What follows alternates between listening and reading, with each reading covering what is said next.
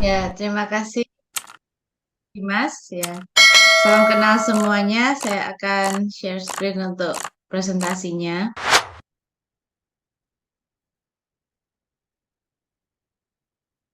Oke. Oke, jadi salam kenal teman-teman dari komunitas Circles Indonesia dan mungkin juga ada teman-teman lainnya yang ikut bergabung malam ini. Jadi hari ini kita bincang-bincang aja ya tentang perkembangan teknologi artificial intelligence dan juga bagaimana bisa membantu kita untuk masalah digital resilience. Jadi di dalam eh, perkembangan AI yang sangat pesat saat ini, kita harus tetap aware sama perkembangannya.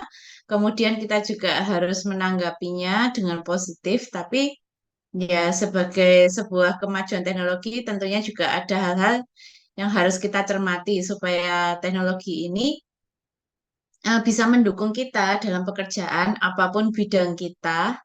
Hari ini bukan topik yang teknikal gitu, tapi kita lebih ke arah sesuai dengan Circles ya. Saya lihat kita komunitas tentang filosofi juga gitu. Jadi kita lebih ke arah bagaimana nanti kita ke depannya menanggapi perkembangan AI ini dan pemanfaatannya. Nah, sedikit perkenalan. Jadi saya sebagai Associate Professor di Institut Sains dan Teknologi Terpadu Surabaya dan juga mengelola Prodi D3 Sistem Informasi dan S1 Informatika Program Profesional, juga memulai komunitas. Jadi sama saya juga aktif di komunitas, tapi memang untuk programmer gitu ya, namanya Google Developer Group Surabaya. Dan juga tahun ini diangkat sebagai Google Developer Expert Machine Learning. Jadi ini inisiasinya Google untuk membantu para developer supaya bisa lebih banyak sharing teknologinya dan ada banyak topik. Nah, saya sebenarnya berawal dari Android, tapi dalam perjalanan akhirnya beberapa tahun terakhir fokus di machine learning dan diarahkan untuk menjadi expert di machine learning untuk Indonesia.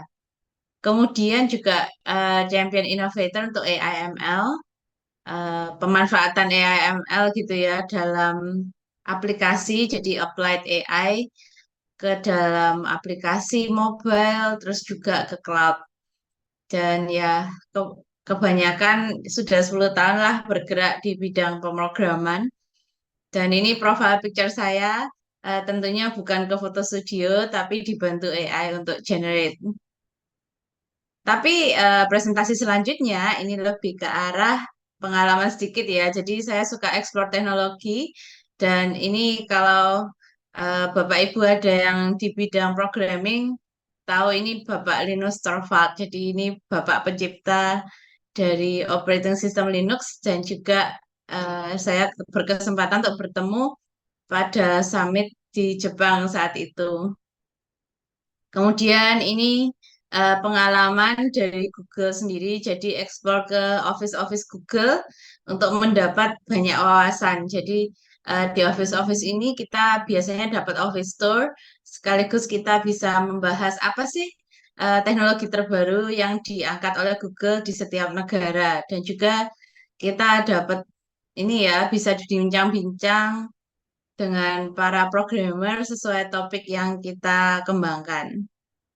Dan ini juga pengalaman mencoba eh, di kiri ini waktu itu game tembak-tembak berbasis AR gitu ya, augmented reality.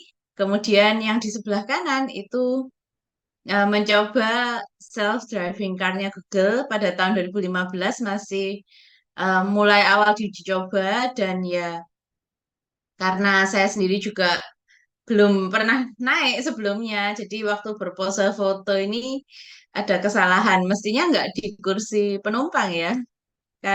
Mestinya nggak di kursi supir, tapi harusnya di kursi penumpang. Karena kendaraan ini kan bisa berjalan sendiri tanpa supir. Dan itu masih memakai logo Google yang lama. Jadi huruf G-nya berbeda dengan logo Google saat ini yang di bawahnya ya. menggunakan font terbaru dari Google saat ini. Jadi juga explore ke US dengan eh, waktu itu Google mengajak saya karena aktif di komunitas untuk datang ke seminar conference tahunan update terkini dan sempat juga berkunjung ke Stanford University waktu itu karena pusat teknologi di sana banyak sekali termasuk founder Google juga dari Stanford. Jadi sekilas sebelum kita lebih detail, mungkin teman-teman sudah banyak membaca ya dari publikasi yang ada di sosial media, mungkin dari sharing teman-teman dan sebagainya tentang sekarang yang lagi sangat tren yaitu artificial intelligence. Tapi bagi yang masih penasaran atau mungkin eh, masih bukan di bidang teknologi, karena kalau di bidang teknologi udah wajib gitu ya. Tapi kalau ada teman-teman yang bukan di bidang teknologi, saya ceritakan sedikit alasan aja. Jadi harapannya komputer itu nanti bisa berperilaku seperti manusia. Dan salah satu prakarsa robot saat ini dari Pak Elon Musk, di mana Pak Elon Musk ini sedang mengembangkan juga prototipe robot dan terakhir dari demonya Pak Elon ini robotnya itu bisa belajar langsung. Jadi dia dulu kalau kita para programmer itu harus menyediakan daftar perintah gitu ya. Misalkan kayak self-driving car. Kalau ada lampu merah, stop. Kalau hijau, jalan. Nah, tapi sekarang perkembangan AI begitu pesatnya, sampai kita itu nggak perlu ngasih instruksi itu lagi, tapi si robot ini bisa melihat gitu ya, perilaku orang-orang di sekitarnya, dan dia bisa belajar. Jadi dia bisa tahu, dia lihat mobil lain, oh merah itu berhenti, ya dia berhenti. Nanti, oh hijau jalan. Jadi perkembangannya sangat pesat sampai sekarang ini robot-robot yang terkini itu sudah bisa langsung seperti manusia, dia menjalankan sesuatu dengan melihat gitu ya. Kita biasanya belajar dari teman, belajar dari orang tua. Nah, itu sekarang sudah bisa dilakukan oleh robot. Dan kedepannya AI ini akan merambah ke semua bidang.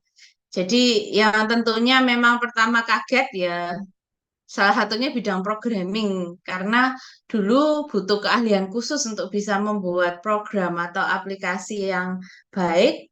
Tapi sekarang ternyata dengan bantuan teknologi AI terbaru, program itu bisa dibuat dengan mudah.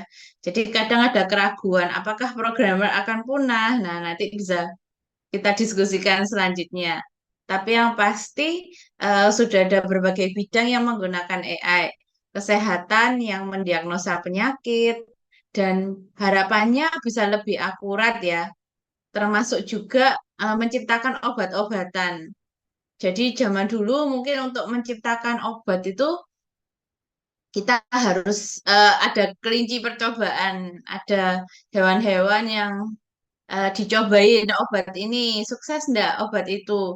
Tapi ternyata sekarang sudah nggak perlu seperti itu. Kita bisa pakai AI untuk mensimulasikan efek dari obat dan harapannya nanti obat yang tepat itu bisa langsung dibuat. Jadi masalahnya di mana, DNA mana yang harus kayak dihack gitu ya supaya eh, penyebaran virus atau bakterinya itu akan terhenti dan kita langsung bisa membuat obat dari situ. Untuk transportasi, nah ya cita-citanya di Indonesia memang suatu saat bakal ada ya self-driving car. Di US dan China sudah mulai ada. Cuman ya masih tantangan karena kadang di Indonesia kalau ada motor gitu ya atau mobil rating ke kanan ternyata ke kiri atau rating ke kiri ternyata ke kanan. Jadi itu tantangan karena kalau dengan AI itu dia masih ini ya agak kaku. Jadi kadang kita itu kalau lihat orang rating kiri tapi kok gelagatnya kayaknya mau ke kanan itu kita bisa langsung nggak percaya sama ratingnya. Oh ini kayaknya orangnya salah pasang rating. Kita dengan cepat memutuskan demikian. Nah tapi kalau dengan AI memang harus baik pengalaman gitu ya. Jadi eh, Ya, mungkin kita harus memberitahu terlebih dahulu kalau ada kemungkinan lampu rating itu tidak bisa 100% dipercaya. Terus kita juga bisa eh, ya menyuruh kendaraan ini untuk melihat pola yang ada gitu. Tapi ya itu menjadi tantangan tersendiri. Tapi sudah jalan ya, jadi kita harapkan di Indonesia sebentar lagi juga berjalan. Nah, untuk perbankan sekarang seperti limit gitu ya.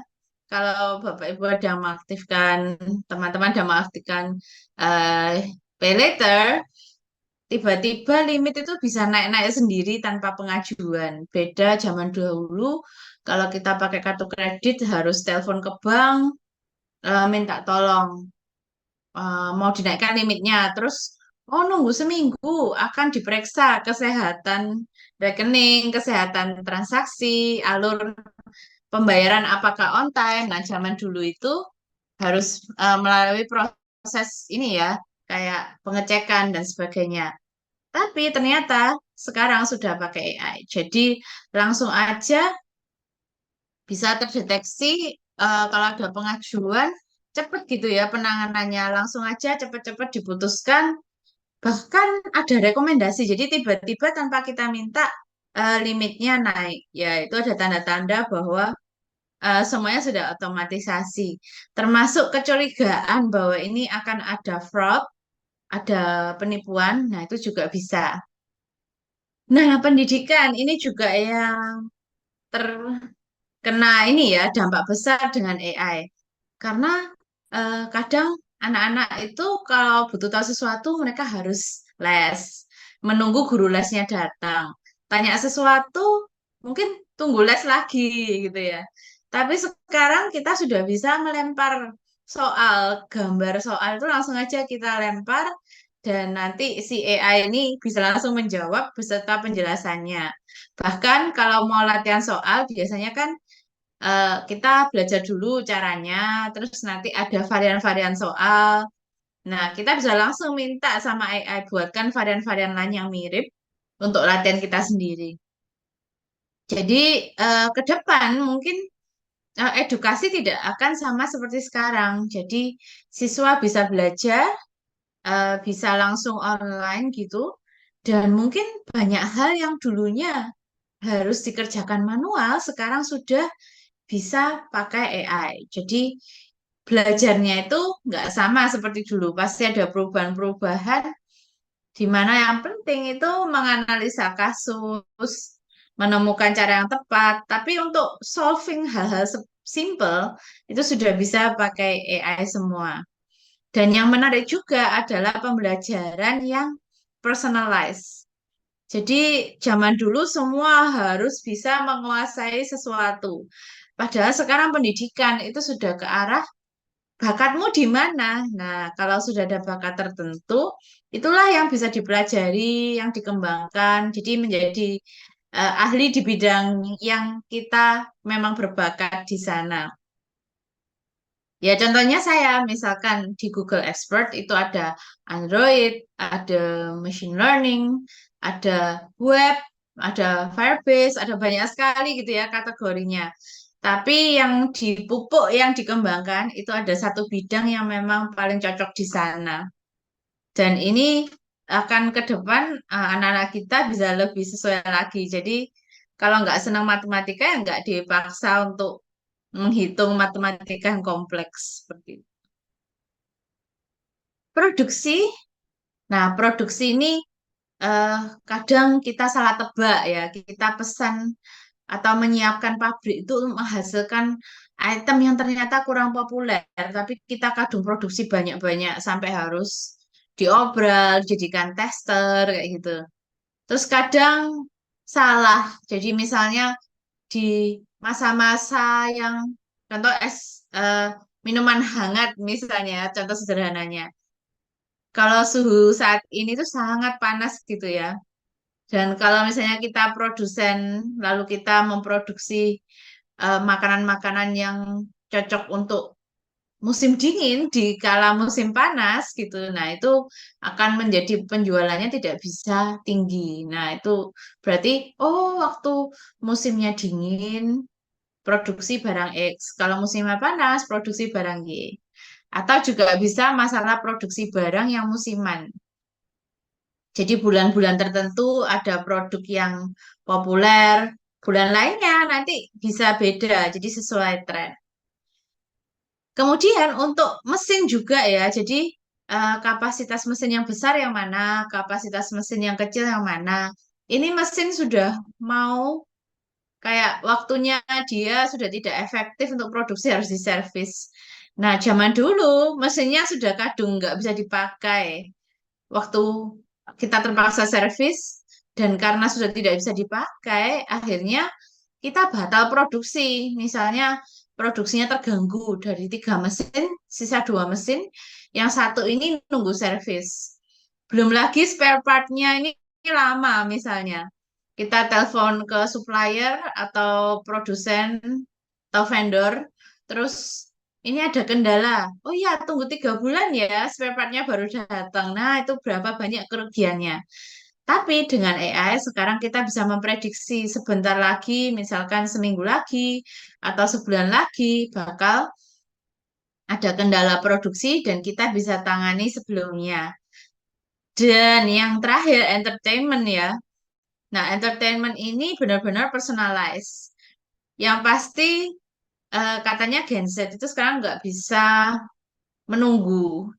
Nah, memang sih dulu kita kalau mau melihat episode selanjutnya menunggu 1 minggu seperti itu.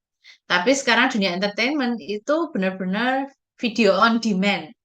Jadi ketika kita ingin lihat lanjutannya, kita sudah bisa cari gitu. Kalau misalnya beberapa entertainment masih ini ya, seminggu keluar satu, seminggu keluar satu. Tapi ada juga yang seluruh episode langsung dikeluarkan bersamaan. Ya, ini tanda-tandanya bahwa sekarang kita sudah harus instan dan termasuk personalization. Jadi kalau saya senang drama Korea, berarti yang muncul di aplikasi yang direkomendasikan adalah drama-drama yang sesuai dengan topik yang saya sukai. Bahkan kalau misalnya eh, saya sukanya genre tertentu, misalnya saya tidak suka yang horor, ya itu bisa yang horor itu dihapus saja dari tampilan aplikasi di handphone saya karena saya tidak menyukainya. Jadi benar-benar entertainment ini sudah terpengaruh. Dan juga ada berbagai inovasi termasuk bidang-bidang kerja baru. Jadi setelah kelahiran AI ini, banyak em, profesi baru juga bermunculan. Salah satunya yang namanya prompt engineer.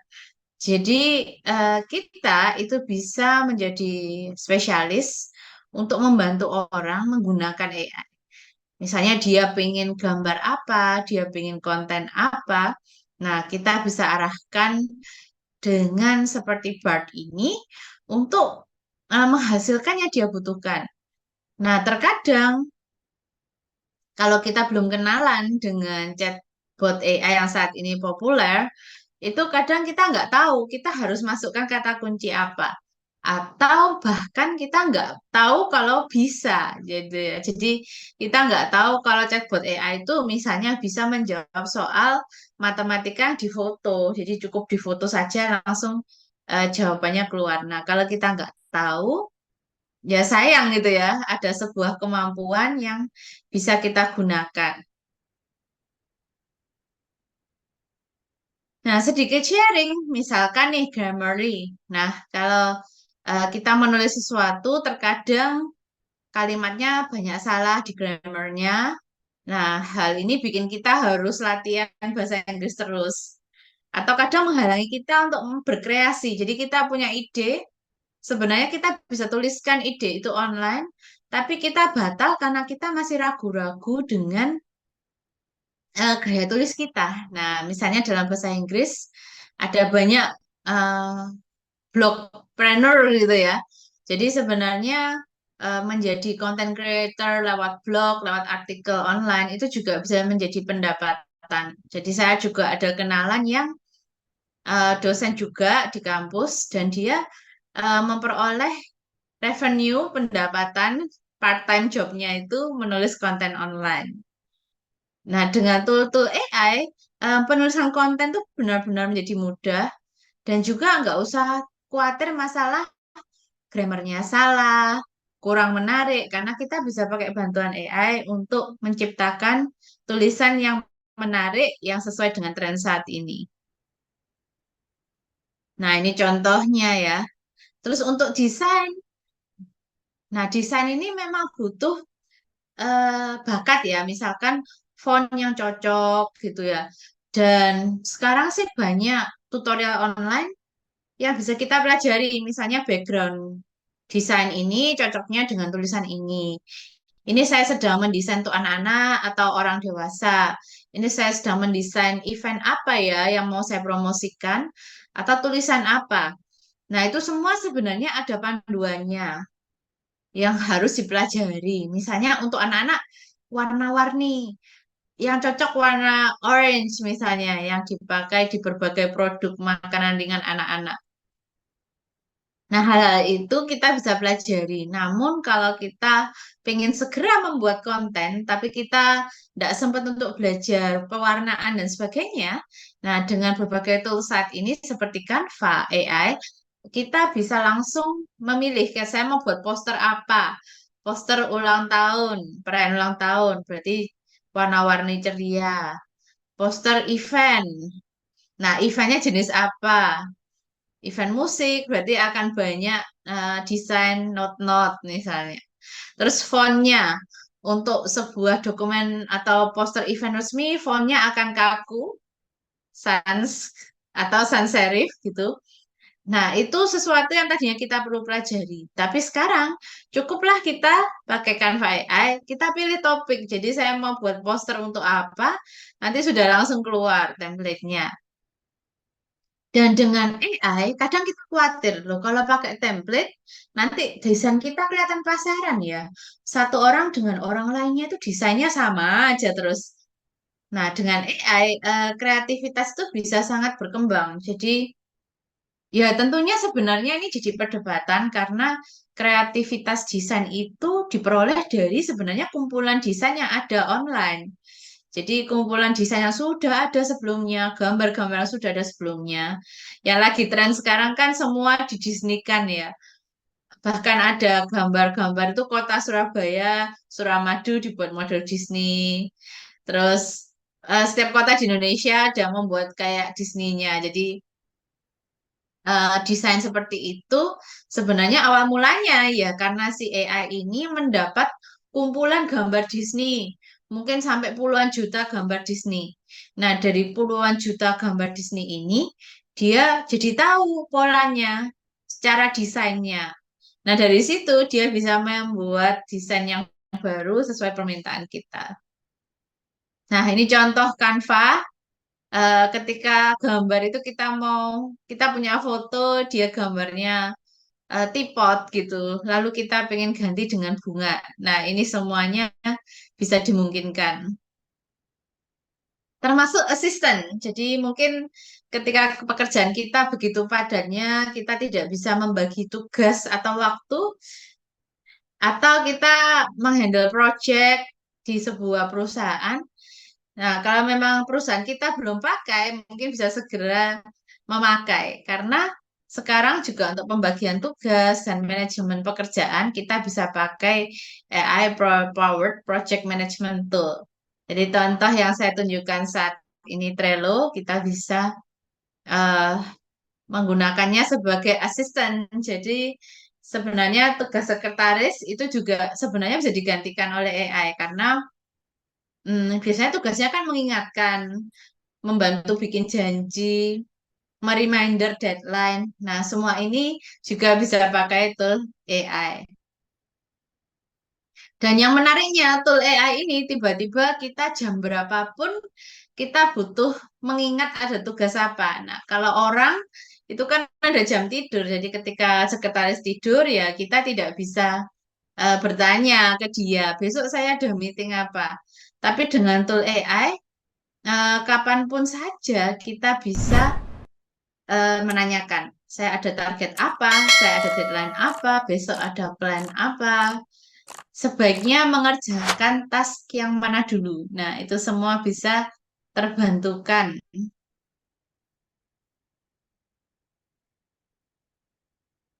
Untuk sosial media juga berubah ya. Jadi sekarang kita sudah mulai lihat sih, misalkan di Facebook itu disarankan pakai avatar yang dibantu oleh AI. Jadi penggunaan atau kreasi, content creation itu jadi lebih berkembang karena banyak tool AI yang bisa mendukung.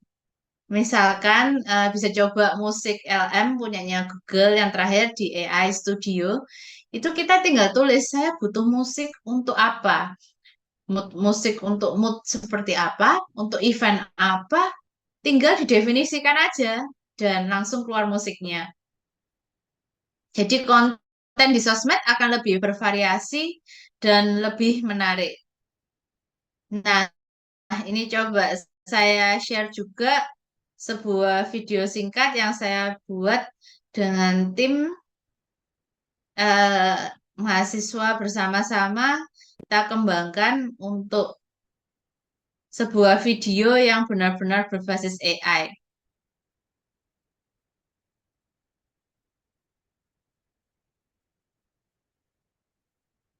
Ya, ini.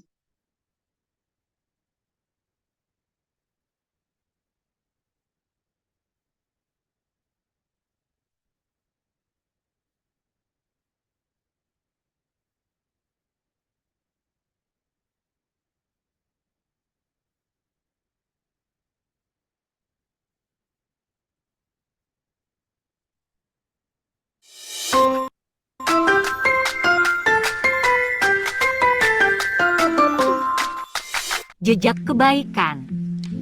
Cerita ini mengisah tentang seorang anak bernama Maya yang tinggal di desa kecil yang terletak di lereng gunung. Maya adalah seorang anak yang penyendiri dan sering dianggap aneh oleh teman-teman sebayanya karena hobinya yang unik, yaitu mengoleksi dan merawat serangga. Suatu hari, ketika Maya sedang menjelajahi hutan di dekat desanya, dia menemukan seekor kumbang langka yang terluka. Maya merasa iba dan memutuskan untuk merawat dan menyembuhkan kumbang itu di rumahnya. Dalam proses merawat kumbang tersebut, Maya belajar tentang kehidupan serangga.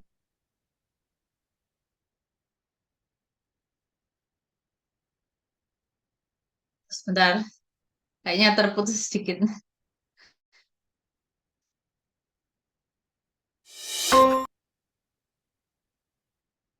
Dan tetap menjalani hobinya dengan gembira.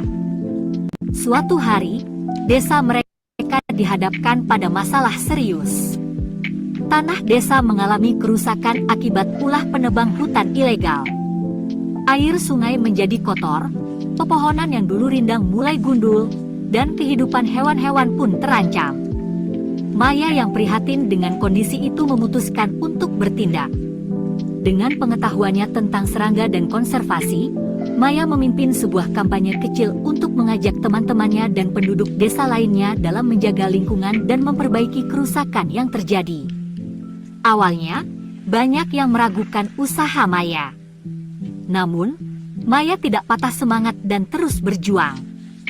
Dia membantu penduduk desa dalam menanam kembali pohon-pohon yang gugur dan membersihkan sungai dari sampah. Ia juga mengajak teman-temannya untuk memahami pentingnya menjaga alam dan merawat makhluk hidup di sekitar mereka. Perlahan namun pasti, usaha Maya membuahkan hasil. Desa mereka kembali hijau dan aliran sungai menjadi bersih. Hewan-hewan pun mulai kembali ke habitat mereka yang dulu. Teman-teman Maya yang awalnya mengolok-oloknya, sekarang melihat keberanian dan kepeduliannya yang luar biasa.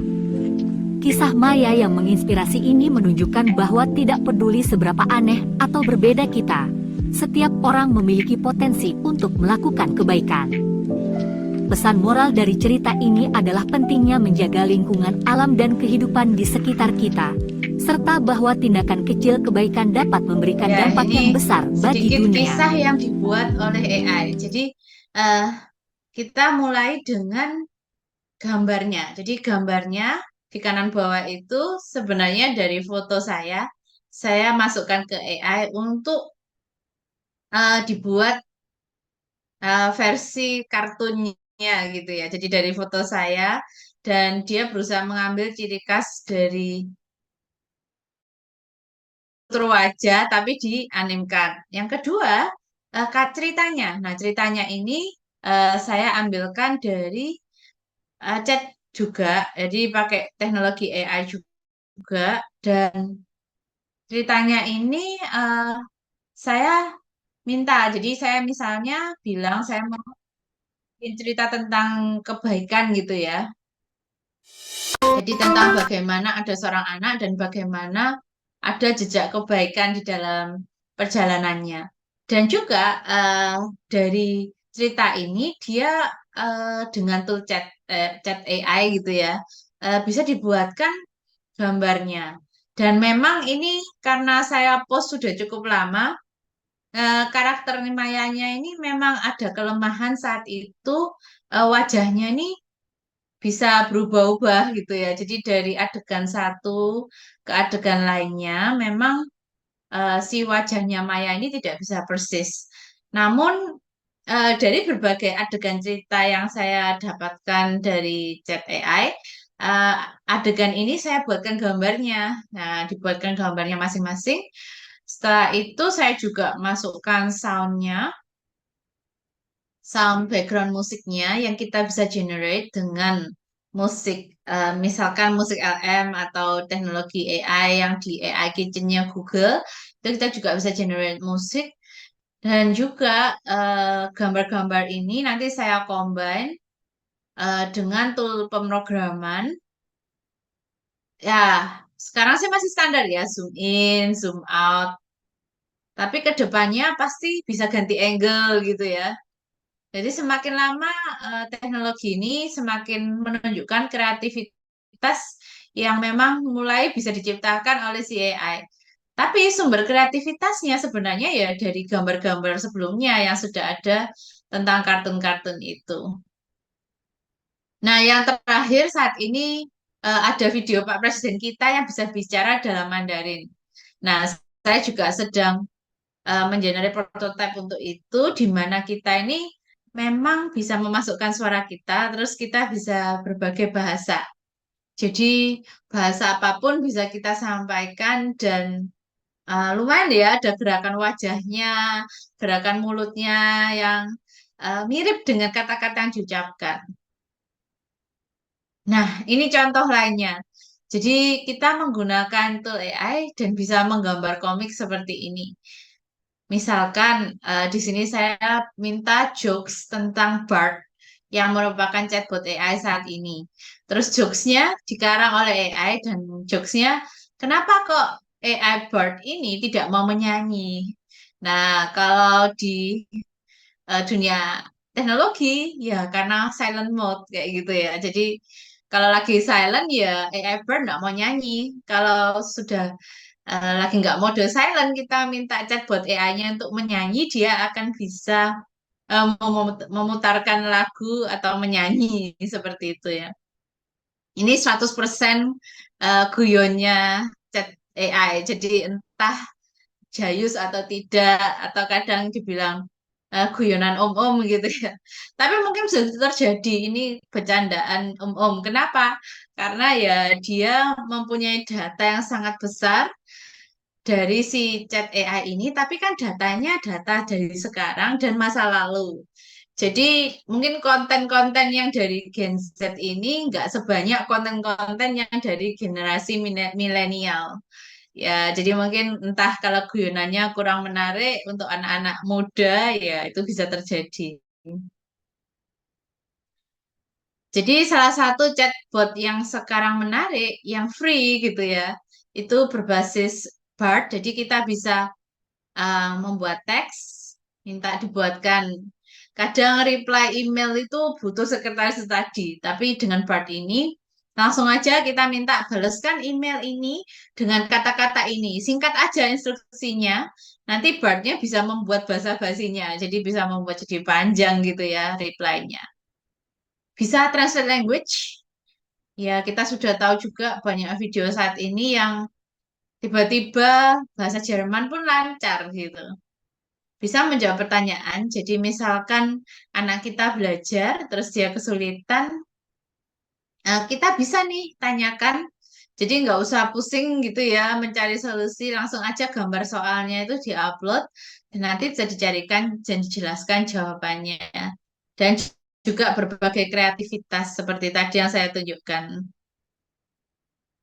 Jadi programming kalau ada teman-teman programmer yang join di sini itu juga bisa dilakukan, terutama memang karena Bard ini teknologi Google, berarti kalau kita mau tanya tentang Android, Flutter, Google Cloud, jadi berbagai teknik pemrograman Google itu cocok banget dilakukan dengan Bard. Terus mentranslasi paragraf, menjawab pertanyaan, tanya, brainstorming juga bisa ya. Jadi misalkan saya mau bikin bisnis baru, enaknya yang tren saat ini apa ya gitu ya. Nah, ini contoh simple. Nah, misalnya kita eh, mau membuat sebuah bedtime story. Nah, langsung aja dikarangkan. Tapi ini contoh simpelnya ya. Kita bisa juga meminta variasi yang lebih detail tentang topik yang kita ingin ceritakan. Jadi semua otomatis dan bisa dipakai. Nah, ini part satu tentang dasar-dasar sedikit cerita tentang perkembangan teknologi terbaru AI. Dan ini ada juga komik ya, komik strip yang dihasilkan dari AI. Jadi misalnya saya minta nih jokes tentang chatbot AI dan juga tadi sudah, nah sekarang ini jokes tentang digital resilience. Jadi topik kita kan gimana mengatur ini digital resilience. ya, karena di dalam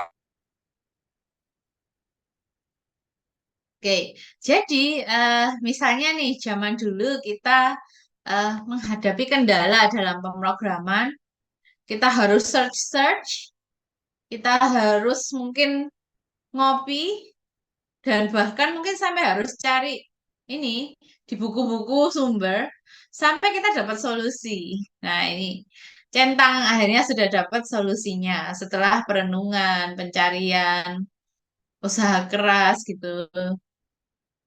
Contoh pertama dari digital resilience. Dan contoh kedua, misalkan kita punya kendala dalam pemrograman, ada error, dan kita pusing gitu ya, kena errornya. Akhirnya setelah cari-cari, googling-googling, explore-explore, ya kita bisalah dapat solusi. Ada lampu solusi terakhir. Oke, solusinya ketemu dan kita bisa bikin teman-teman sekantor pada ini ya melongo semua. Wow, solusinya sudah ketemu. Ya, jadi teknologi sekarang bikin disruption gitu ya. Benar-benar kebantu, tapi di sisi lain dari membantu juga perubahan itu mengagetkan. Contoh ya, misalkan video yang terakhir dari presiden kita yang bisa berbicara Mandarin. Nah, itu menyebabkan perubahan di mana masyarakat juga pada mempertanyakan ya. Jadi ketika ada video baru, mempertanyakan loh, sebenarnya bisa bahasa Mandarin nggak sih gitu ya? Karena sangat alami. Jadi ada efek yang muncul dan kita sehari-hari akan menghadapi itu. Ada revolution yang sekarang sedang terjadi dan kita harus beradaptasi dan juga menggunakan.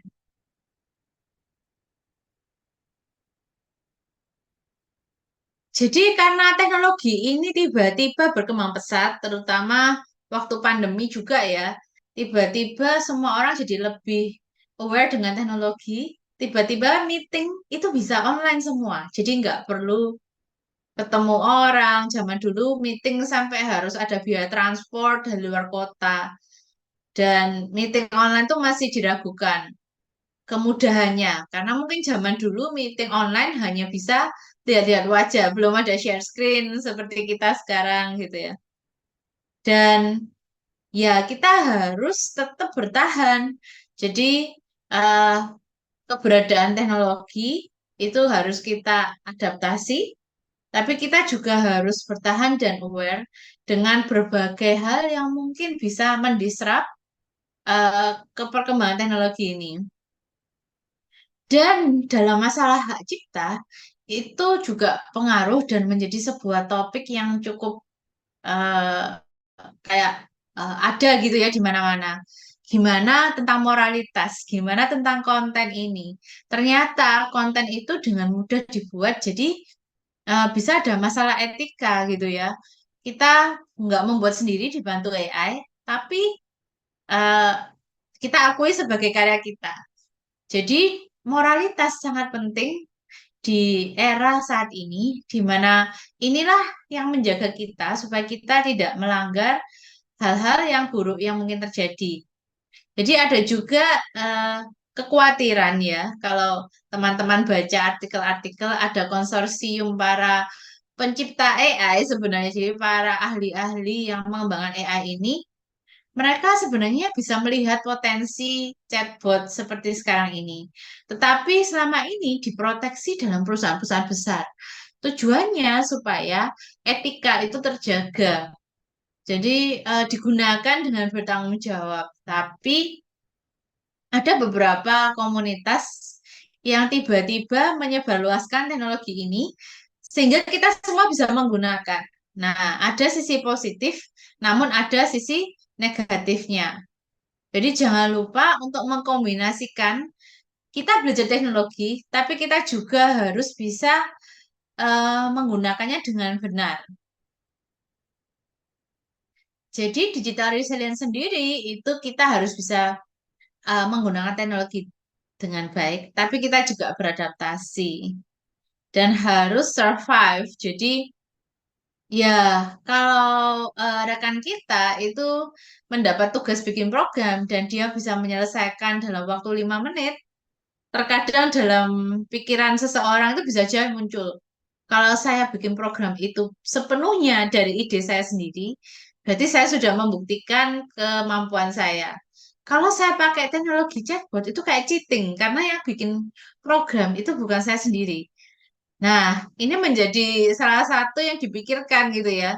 Tetapi sebenarnya kalau memang tool ini membantu, ya kita bisa manfaatkan asal dalam pengembangannya kita menyatakan bahwa ini memang dibantu oleh AI. Termasuk masalah cyber security ya. Jadi dengan AI ini serangan hacker bisa diprediksi sebelumnya. Dan digital resilience ini contoh lainnya di dalam masalah sistem itu bagaimana sistem itu bisa bertahan kalau ada serangan hacker. Ada serangan data palsu yang masuk. Seandainya kita ini kantor berita, kita harus bisa memanfaatkan AI, tapi juga mengidentifikasi kalau-kalau ada karya-karya yang hoax, yang fake news. Dan kita harus bisa, eh, misalnya dalam sebuah sistem itu melakukan disaster recovery. Jadi kalau ada bencana atau kesulitan serangan, itu kita bisa segera menanganinya. Dan yang pasti manusia masih dibutuhkan untuk awareness. Ya, meskipun AI semakin pintar, tapi tetap sumber datanya juga dari manusia kan gitu. Dan juga ada beberapa hal yang saat ini masih dikembangkan. Dan untuk misalkan teman-teman ada yang bekerja di perusahaan, nah itu bisa mulai memperkenalkan bahwa sekarang itu sudah banyak tools-tools gitu ya. Jangan dilakukan manual lagi. Tetapi kalau memang pakai tools harus bertanggung jawab dan harus dinyatakan dengan terus terang gitu ya. Jadi ini menjadi sebuah culture menggunakan AI tapi dilakukan dengan bertanggung jawab. Dan juga memang AI ini bakal membantu digital resilience di mana kalau ada ancaman dia bisa memprediksi sebelumnya. Termasuk sekarang YouTube misalnya ya, sudah mulai menambahkan fitur AI untuk membantu orang tua yang ingin mengawasi anaknya. Jadi misalnya perilakunya ini mulai ada yang salah dengan view-nya, view video-video YouTube-nya. Nah, itu bisa diprediksi. Jadi, sebelum sesuatu yang buruk terjadi, kita butuh memprediksi satu langkah sebelum kejadian. Nah, dengan AI ini sudah banyak teknik dan tools yang bisa meningkatkan resilience dalam semua aspek kehidupan. Dan sesuatu yang butuh manual gitu ya. Jadi dulu untuk mendeteksi misalnya serangan hacker, kita harus bikin algoritma-algoritma manual. Nah, kalau ada varian baru, karena kemampuan prediksinya itu masih rendah, ada kemunculan sesuatu serangannya baru, kita nggak bisa tanggap karena itu sesuatu yang baru yang belum kita ajarkan. Jadi kayak programnya belum kita siapkan untuk menghadapi. Tapi dengan AI, karena ada kemampuan prediksi tadi, sebelum terjadi bisa diatasi. Ada pola baru, itu kalau dia sudah cukup latihannya dan sudah cerdas, dia bisa menghambat pola baru itu sebelum itu kejadian. Yang dulu nggak bisa, sekarang sudah lebih resilient lagi. Dan juga ya nanti ada kolaborasi. Jadi saat ini seperti yang saya sering bilang, antara AI dan manusia itu kadang ada kekhawatiran dari kita bahwa AI akan menggantikan kita gitu, peranan kita. Tapi justru harus berteman. Jadi kita harus kolaborasi dengan AI. Kita harus jadi bestie-nya dengan AI supaya ya kita tetap bisa bertahan di masa depan dan juga terus menanggapi perkembangan ini dengan melihat sisi positif dan negatifnya. Dan jangan lupa dalam perjalanan kita juga harus mengandalkan tetap ya dalam setiap iman kita gitu ya, sesuai dengan apa yang sudah kita pelajari sampai saat ini, kita harus terus bertahan mempelajari teknologi tapi menggunakannya dengan tanggung jawab. Dan nanti ada kaitannya dengan eh, berbagai pendekatan yang kita lakukan. Jadi berjalan bersama-sama dengan menggunakan teknologi, tapi jangan sampai teknologi ini melanggar apa yang kita eh, pelajari, apa yang kita percaya sampai saat ini. Jadi contoh resilience, ada enggak kejadian seperti ini? Tiba-tiba ada perubahan dan kita harus bertahan. Ada. Jadi ada kisah dari Caleb yang terus sebagai dia ini sebagai kayak teladan ya untuk resilience. Ketika ada eh, kejadian di mana dia harus bertahan di suatu tempat yang baru dan ada tantangan-tantangan dalam perjalanannya, dia bisa terus bertahan. Dan meskipun dalam 40 tahun itu waktu yang cukup lama, tapi dia terus punya semangat dan terus beradaptasi dengan terus mempertahankan imannya. Dan juga misalkan Abigail, jadi di dalam perjalanannya dia juga terus melihat mungkin ada konflik gitu ya yang akan terjadi, tapi dia segera beradaptasi dan menanggapinya. Bisa dilihat di kisahnya di 1 Samuel pasal 25. Jadi dalam perjalanan kita harus terus bertahan dan tidak khawatir dengan adanya berbagai kendala gitu ya. Dan terus bertahan dan berdiskusi ya. Misalkan, AI tool yang baru ini apakah benar ya kita gunakan? Apakah dia baik? Apakah dia bermanfaat? Dan juga efek negatif yang mungkin muncul bisa kita tangani dengan mengandalkan tadi eh, kekuatan dan juga berbagai pedoman yang kita bisa temukan sehari-hari dan juga mempertahankan resilience ini dengan berusaha supaya ya dalam ya sebenarnya AI ini juga banyak tools ya. Terakhir juga ada tool AI untuk memboosting kita, jadi memberi motivasi atau semangat. Tapi tetap AI ini bikinan manusia, jadi terkadang bisa salah ngomong, bisa halusinasi, dan kita harus terus hati-hati gitu ya. Apa yang kita percaya selama ini itu menjadi andalan kita. Dan kita bisa terus berfokus pada kindness, respect, dan honesty. Jadi semua komen yang kita dapatkan dari AI, semua pemanfaatan, nah itu terus kita jadikan acuan gitu. Dan ini memang setara atau cocok dengan eh, konsep responsible AI yang nanti saya akan jelaskan sebelumnya. Dan yang pasti AI itu bisa mentransform masalah keamanan, jadi mencegah serangan hacker, memprediksi security, dan juga untuk kesehatan mental kita bisa konseling. Tapi hati-hati gitu ya, jadi jangan salah.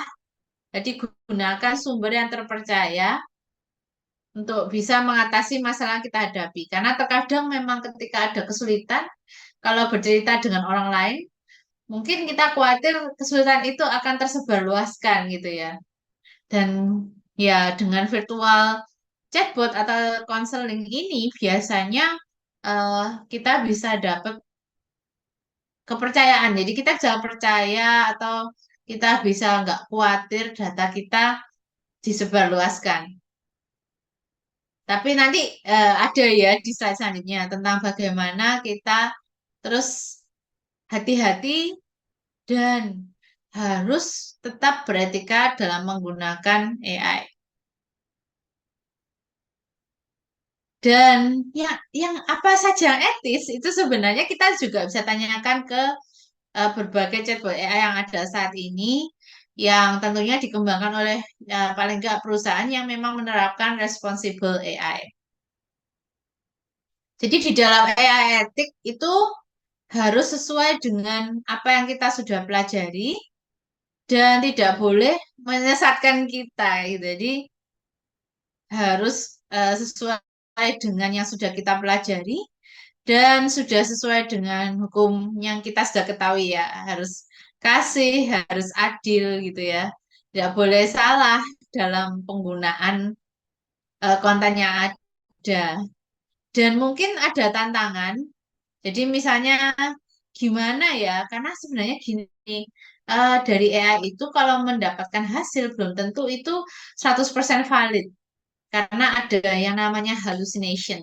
Jadi terkadang karena AI ini bikinan manusia, chatbot ini kan terus berupaya untuk menghasilkan suatu informasi. Jadi kalau ditanya, dia ini harus bisa menjawab.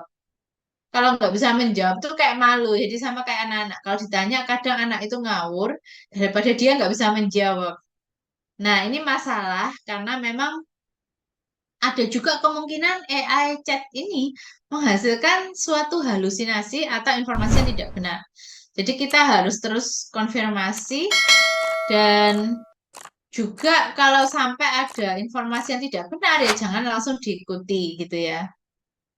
Dan juga kita harus terus beretika. Misalkan dalam membuat PowerPoint, ketika konten dari PowerPoint itu dibantu AI, kita bisa berikan tanda bintang, misalkan bahwa konten yang saya buat ini dibantu oleh AI dalam pengembangannya. Jadi salah satu model pertanggungjawaban penggunaan dari AI. Dan juga kita harus menggunakan teknologi ini untuk misalkan mengatur pendidikan, mengatur juga misalnya kita ingin konsultasi ya tentang sesuatu yang jadi perdebatan dalam diri kita atau dengan teman. Nah, kita juga boleh sih konsultasi dengan AI chatbot, tapi tetap harus juga mindful teknologi. Jadi mindfulness atau mindful teknologi, kita juga memikirkan apakah hasil ini memang benar dan kita juga bisa cari cross check di berbagai sumber lain dan memastikan informasi ini sejalan dengan apa yang harusnya kita percayai, kita tahu gitu ya. Terus keseimbangan itu penting.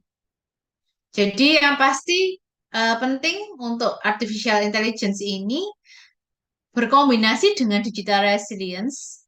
Jadi kita tetap mengembangkan menggunakan total AI, kita menggunakannya dengan beretika, kita harus bertanggung jawab penggunaannya, dan harus sejalan dengan ya kehidupan kita yang sudah kita percayai sebagai kompas dalam kehidupan.